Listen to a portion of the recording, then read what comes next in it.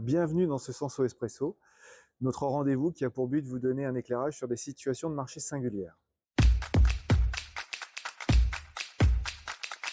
Donc, on pouvait s'attendre légitimement à ce que les marchés soient un peu plus porteurs, notamment dans un environnement où les banques centrales ont décidé de baisser les taux, et pas que la Banque centrale européenne, mais également la Réserve fédérale. Et pourtant, on voit des marchés extrêmement hésitants, et c'est ça qui nous intéresse. Pour bien comprendre ce qui se passe dans le marché, on a choisi de simplifier les choses. On va s'intéresser aux leaders du marché. Le premier leader, c'est Nvidia. Nvidia, c'est le segment de la technologie aux États-Unis.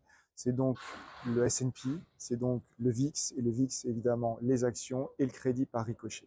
Et ce qu'on peut observer, c'est que le segment technologique est challengé depuis le mois de juillet. Et il est en particulier challengé par les actions de consommation, par les actions qui ont un biais obligataire. Et cet état-là nous ramène aux années 2000 où on a pu observer quelque chose d'assez similaire, où la tech a été challengée du mois de mars 2000 jusqu'à la fin de l'année, alors que les actions de consommation, elles, performaient extrêmement bien. Je rappellerai qu'à la fin des années 2000, Coca-Cola traitait à un PE de 46. Donc, juste une observation qui inspire déjà en soi un peu de vigilance, puisque un des leaders est challengé.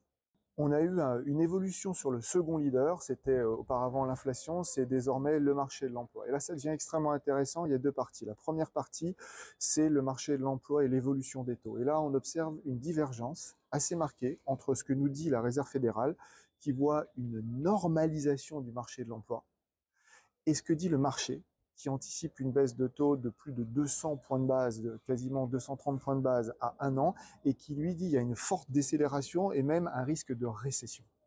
Et ça, c'est intéressant parce que s'il y a effectivement un risque de récession, alors il faudra s'attendre à beaucoup plus de baisse de taux. Vous pouvez quasiment doubler vos anticipations de baisse de taux. On devrait atteindre un Fed Funds autour de 1%, donc il y aura encore un peu moins de 200 points de base de baisse de taux à attendre.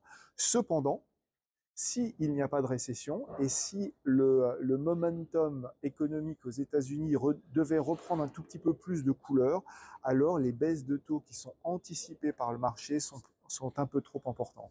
Et donc ça aussi, ça nous inspire de la vigilance parce qu'il y a une dichotomie entre ce qu'estime la Réserve fédérale, qui voit une normalisation du marché du travail, et ce que pense le marché, qui voit une très forte décélération et voire même une récession.